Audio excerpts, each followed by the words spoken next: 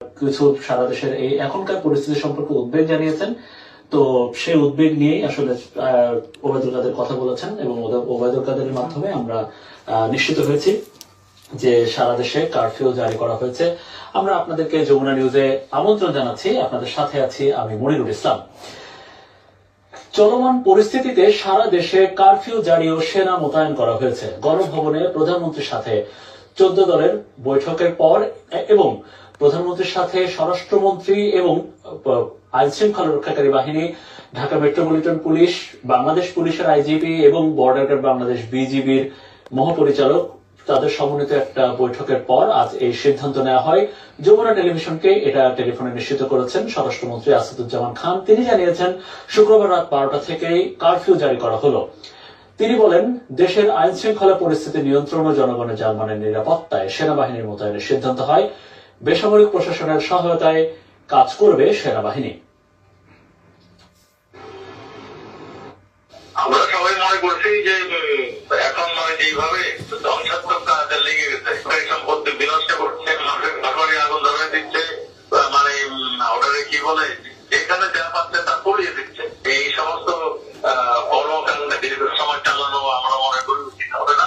কাজেই জানমালের জন্য, সম্পদ রক্ষার জন্য আমরা মাননীয় প্রধানমন্ত্রীকে রিকোয়েস্ট করছি সংবিধান জারি করার জন্য। সেইটাই তিনি জারি করছেন। সংবিধানে সবকিছু নিয়ে থাকে, যখনই যে প্রয়োজন মনে করবে সেই সেনাবাহিনী ডাকতে পারবে। সারা দেশেই সংবিধান জারি হবে, এখন যেখানেই প্রয়োজন হবে সেখানে সেনাবাহিনী থেকে জারি হচ্ছে। এর আগে চলমান আন্দোলনে আইন শৃঙ্খলা পরিস্থিতি নিয়ন্ত্রণে বিপুল সংখ্যক বিজিবি সদস্য মোতায়েন করা হয়। রাজধানীতে 75 প্লাটুন সহ সারা দেশে প্রায় 300 প্লাটুন বিজিবি এরই মধ্যে মাঠে নেমেছে। মোহাম্মদপুরে সংঘর্ষের ঘটনাস্থল পরিদর্শনে গিয়ে বিজিবি মহাপরিচালক মেজর জেনারেল আশরাফুজ্জামান সিদ্দিকী সাংবাদিকদের একথা জানান। বলেন, চলমান আন্দোলন শিক্ষার্থীদের হাতে নেই, এখন দেশ বিরোধী ষড়যন্ত্র চলছে, যা নস্যাৎ করতে বিজিবি প্রস্তুত। আন্দোলনকে ভিন্ন খাতে নিতে চেষ্টা করছে একটি মহল, তাদের প্রতিহতে বিজিবি কঠোর হবে এমনটাও জানান তিনি। এটা একটা বড় ষড়যন্ত্রের অংশ। তো সেই যারা করছে তাদের এগেইনস্টে কাজ করার জন্য আইন শৃঙ্খলা বাহিনীর সাথে বিজিবিও আছে এবং আমরা এই ধরনের ষড়যন্ত্র নস্যাৎ করার জন্য বদ্ধপরিকর। দিনভর সংঘর্ষে আজও কার্যত অচল হয়ে পড়ে রাজধানী ঢাকা। সকাল থেকে বিভিন্ন পয়েন্টে সংঘর্ষে জড়ায় আইন শৃঙ্খলা রক্ষাকারী বাহিনী, শিক্ষার্থী, বিক্ষুব্ধ জনতা ও বিভিন্ন রাজনৈতিক দলের নেতাকর্মীরা। দফায় দফায় চলে ধাওয়া পাল্টা ধাওয়া। পরিস্থিতি সামাল দিতে sound grenade, rubber bullet, tear gas ছোড়ে বিজিবি, পুলিশ ও র্যাব। শুক্রবার সকাল 8টার আগে থেকেই রামপুরা এলাকায় এই পরিস্থিতি। মালিবাগ রেলগেট এলাকা থেকে রামপুরার বিটিভি ভবন পর্যন্ত কয়েক কিলোমিটার সড়কের পুরোটা জুড়ে অবস্থান নেয় বিক্ষুব্ধ জনতা। চলমান আন্দোলনে আইন শৃঙ্খলা রক্ষা বাহিনীর গুলিতে শিক্ষার্থী ও সাধারণ মানুষের মৃত্যুতে ক্ষুব্ধ তারা। গাছ উপড়ে ল্যাম্পপোস্ট ফেলে সড়কের বিভিন্ন জায়গায় ব্যারিকেড তৈরি করা হয়। বৃহস্পতিবার রাত থেকেই ওই এলাকায় বিজিবি আর পুলিশের সাঁজোয়া অবস্থান। থেমে থেমে টিয়ার শেল, সাউন্ড গ্রেনেড ও গুলি ছুড়ে বিক্ষোভকারীদের ছত্রভঙ্গ করার চেষ্টা করে তারা। 2 রাত আর 1 দিন, বিশেষ করে আজ সারাটা দিন রামপুরার এই পুরো যে রাস্তাটি জ্বলছে আগুন, আর আন্দোলনকারীরা চতুর্দিক থেকে অবস্থান নিয়ে আছে, ইট পাটকেল ছুড়ছে, মাঝখানে আইন শৃঙ্খলা রক্ষাকারী বাহিনীরা আর সাংবাদিকরা। মোহাম্মদপুরে পুলিশের সাথে একটি পক্ষের সংঘর্ষের ঘটনা ঘটে দিনব্যাপী। এ সময় পুলিশের সাথে থেমে থেমে চলে ধাওয়া পাল্টা ধাওয়া। সংঘর্ষে স্থবির হয়ে পড়ে পুরো মোহাম্মদপুর, বসিলা সহ আশপাশের এলাকা। বন্ধ থাকে যান চলাচল। পরিস্থিতি সামাল দিতে সেখানেও একই অ্যাকশন পুলিশ বিজিবির। এতে বেশ কয়েকজন হতাহতের ঘটনাও ঘটে। গুলশান 1 এলাকায় পুলিশের সাথে একটি পক্ষের সংঘর্ষ হয়। পুলিশ জানায়, বাড্ডা লিংক রোড থেকে তাদের উপর ইট পাটকেল ছোড়া হয়েছিল। পরে ছত্রভঙ্গ করতে টিয়ার শেল ছুড়ে পুলিশ। তার কিছু পরেই গুলশান 1-এর 2টি বেসরকারি ভবনে ভাঙচুর চালায় একটি পক্ষ। রাজধানীর মহাখালীতে রেলপথ ও সড়ক অবরোধ করে চলে বিক্ষোভ। ওই পথ দিয়ে যে যানবাহনই যাওয়ার চেষ্টা করেছে সেগুলোর উপর চড়াও হয়েছে আন্দোলনকারীরা। সকাল 9টার পর রেল লাইনে অবরোধ করে তারা। পুড়িয়ে দেওয়া হয় রাস্তায় থাকা 2টি প্রাইভেট কার। যাত্রাবাড়ি, শরীরাখড়া, রায়েরবাগ এলাকায়ও সংঘর্ষ চলে দিনভর। ধাওয়া পাল্টা ধাওয়া আর পুলিশ বিজিবির অ্যাকশনে প্রকম্পিত হয় সে এলাকা। কুড়িল এলাকায় শিক্ষার্থীরা আন্দোলনে জড়ো হলে ধাওয়া পাল্টা ধাওয়ার ঘটনা ঘটে। আন্দোলন নিয়ন্ত্রণে হেলিকপ্টার থেকে টিয়ার শেল ও সাউন্ড গ্রেনেড নিক্ষেপ করে র্যাব। এ সময় শিক্ষার্থীরা কিছু সময়ের জন্য ছত্রভঙ্গ হয়ে যায়। সাফা, যমুনা নিউজ, ঢাকা। রাজধানীর বিভিন্ন স্থানে সহিংসতার ঘটনায় আজ এখন পর্যন্ত 30 জনের মৃত্যুর তথ্য নিশ্চিত হয়ে গেছে।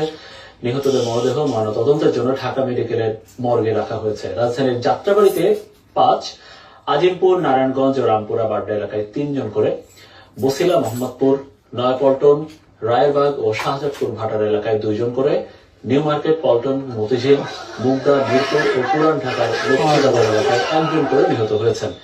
এছাড়া 2 জনের ঠিকানা জানা যায়নি। চিকিৎসকরা জানিয়েছেন ময়না তদন্তের পর স্বজনদের কাছে মরদেহ হস্তান্তর করা হবে। এছাড়া সংঘর্ষে আহত অনেকে চিকিৎসা নিচ্ছে ঢাকা মেডিকেলে। হতাহতদের সামলাতে হিমশিম খাচ্ছেন চিকিৎসকরা। আহত অনেকে চিকিৎসা নিয়ে বাড়ি ফিরছেন। ঢাকার অন্যান্য হাসপাতালেও চিকিৎসা নিচ্ছেন আহত অনেকে।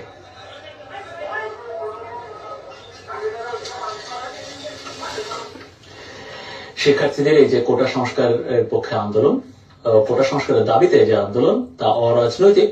চলমান সহিংসতার সাথে বৈষম্য বিরোধী ছাত্র আন্দোলনের কোনো সম্পর্ক নেই, এমনটা জানিয়েছেন সমন্বয়ক সার্জিস আলম।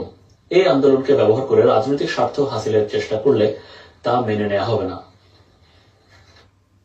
আমরা বরং আমাদের নিজেদের মধ্যে আজকে আলোচনায় বলবো এবং আমাদের পরবর্তী কর্মসূচি হবে সেটি আমরা নির্ধারণ করবো। তবে আমাদের জায়গা থেকে আমরা একটি কথা বলেছি যে আমাদের আন্দোলন একটি যৌক্তিক আন্দোলন ছিল এবং এই আন্দোলনে আসলে সকল ধর্ম তেজস্বী সকলের সমর্থন ছিল এবং এই সমর্থনটাকে আমরা সাধুবাদ জানাই। কিন্তু এটাকে এই আন্দোলনের ব্যানারটাকে যদি রাজনৈতিক উদ্দেশ্যে কেউ ব্যবহার করার চেষ্টা করে সেটাকে আমরা সমর্থন করি না।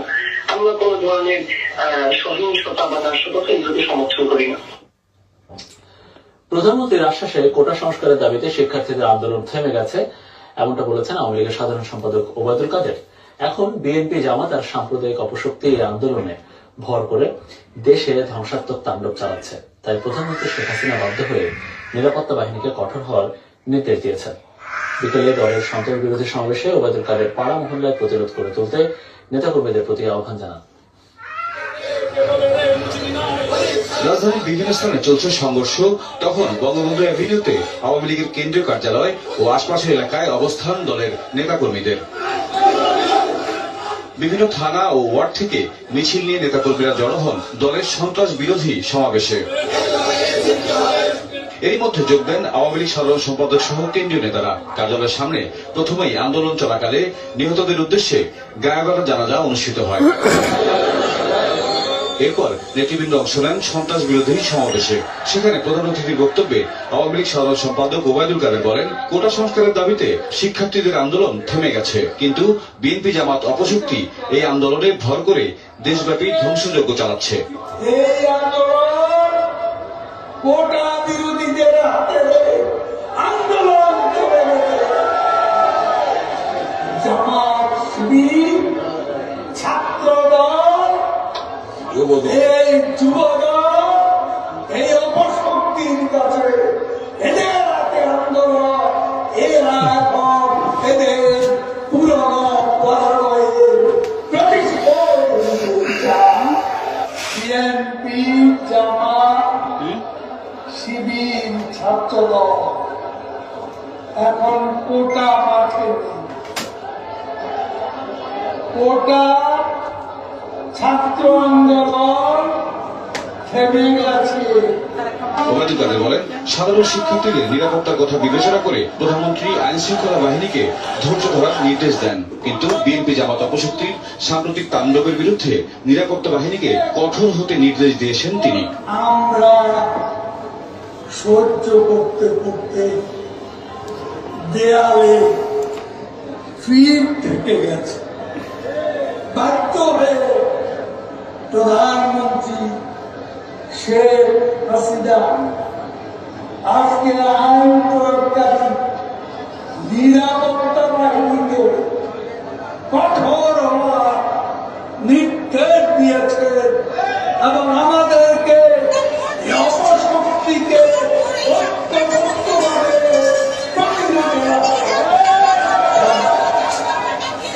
বিএনপিকে নিয়ে একটি মহল গুজব ছড়াচ্ছে বলেও জানান আওয়ামী লীগ সাধারণ সম্পাদক। কেন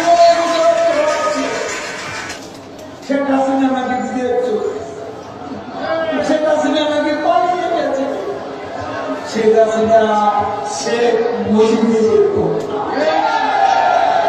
শেখ হাসিনা যুদ্ধ করতে করতে, লড়াই করতে করতে মরে যাবে, কিন্তু মাথায় করবে না। বিএনপি জামাত সহ সাম্প্রদায়িক অপশক্তির বিরুদ্ধে সজাগ ও তৎপর থাকতে দলীয় নেতাকর্মীদের প্রতি আহ্বান জানান আওয়ামী লীগ সাধারণ সম্পাদক। বিজয়ী হয়ে আমরা ঘরে